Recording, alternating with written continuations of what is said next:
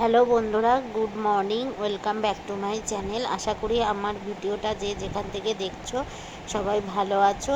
আমি তোমাদের কাছে আজকে একটা রেসিপি নিয়ে হাজির হয়েছি।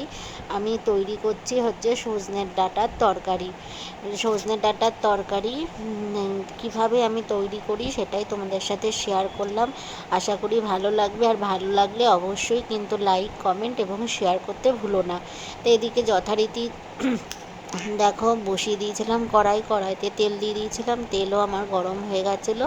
তো ফার্স্টে আমি বড়িগুলোকে ভেজে নিচ্ছি। আর এখানে কিন্তু আমি আমার শ্বশুরবাড়ির দেশের বাড়ির বড়ি ইউজ করছি, ঠিক আছে, সেই বড়ি ইউজ করছি। তা যাই হোক, দেখো বন্ধুরা, এখানে আমি বড়িগুলোকে একটু লাল লাল করে ভেজে নেব। ভেজে নিয়ে আমি বড়িগুলোকে তুলে নেব। আর আমি যে তরকারিটা দেখাচ্ছি তোমরা বন্ধুরা একবার বাড়িতে করে দেখো, খুব ভালো লাগবে খেতে রুটি বা ভাতের সাথে।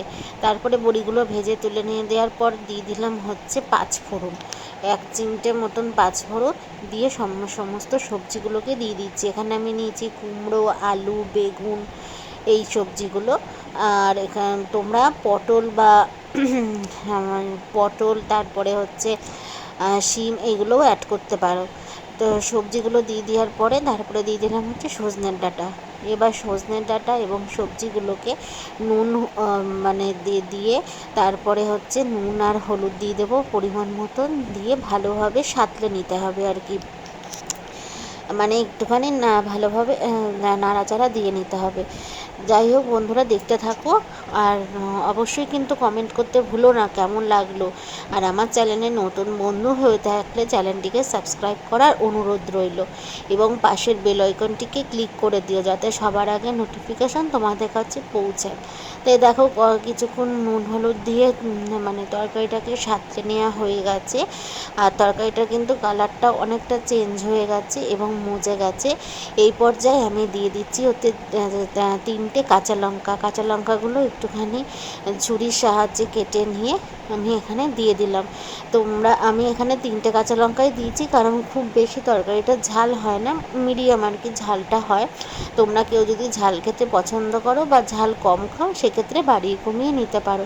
তো যাই হোক, এখানে আমি লঙ্কাটা দিয়ে দেওয়ার পরে আমি আবার একটুখানি নাড়াচাড়া দিয়ে দিলাম। দিয়ে এখানে দিয়ে দেবো হচ্ছে ওই ছোটো চামচের 1 চামচ মতন আদা বাটাটা দিয়ে দেওয়ার পরে আমি একটুখানি আবার তরকারিটা নাড়িয়ে নিলাম যাতে নিচ দিয়ে লেগে না যায়। তাই দেখো, আদা বাটা দেওয়ার পরে নাড়িয়ে নেওয়ার পরে আমি এবার মশলাগুলো এক এক করে কিন্তু অ্যাড করবো। তো তারপরে দেখো বন্ধুরা, এখানে আমি কিছুক্ষণ নাড়াচাড়া দিয়ে নেওয়ার পরে আমি এখানে বললামই তো মশলা অ্যাড করব।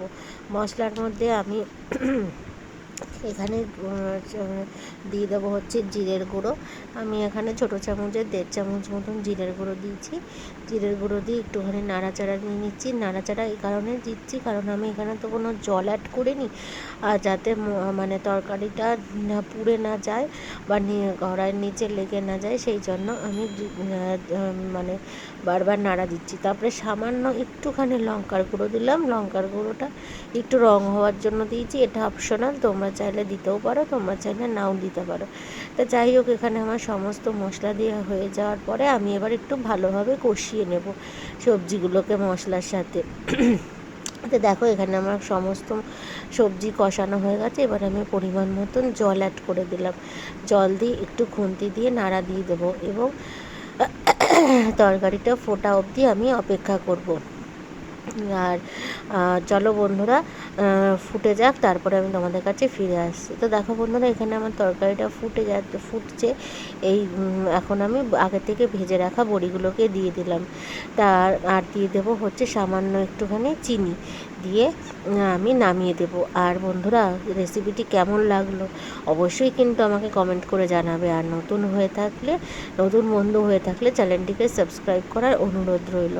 পাশের বেল আইকনটিকে কিন্তু ক্লিক করতে ভুলো না, যাতে সবার আগে নোটিফিকেশান তোমাদের কাছে পৌঁছায়। তার এই দেখো, খুন্তি দিয়ে আমি ভেঙে দেখে নিচ্ছিলাম যে সমস্ত সবজিগুলো সিদ্ধ হয়েছে নাকি। তো দেখলাম সুন্দর সিদ্ধ হয়ে গেছে এবং পুরো তরকারিটা আমার কমপ্লিট হয়ে গেছে। এবার আমি তরকারিটা ঢেলে নেব। তো একবার বন্ধুরা বাড়িতে ট্রাই করো, তোমাদেরও ভালো লাগবে। তো আজকের মতন এইটুকুনি, আবার দেখা হবে নেক্সট ভিডিওতে। ততক্ষণে তোমরা আমার সাথে থেকো এবং পাশে থেকো।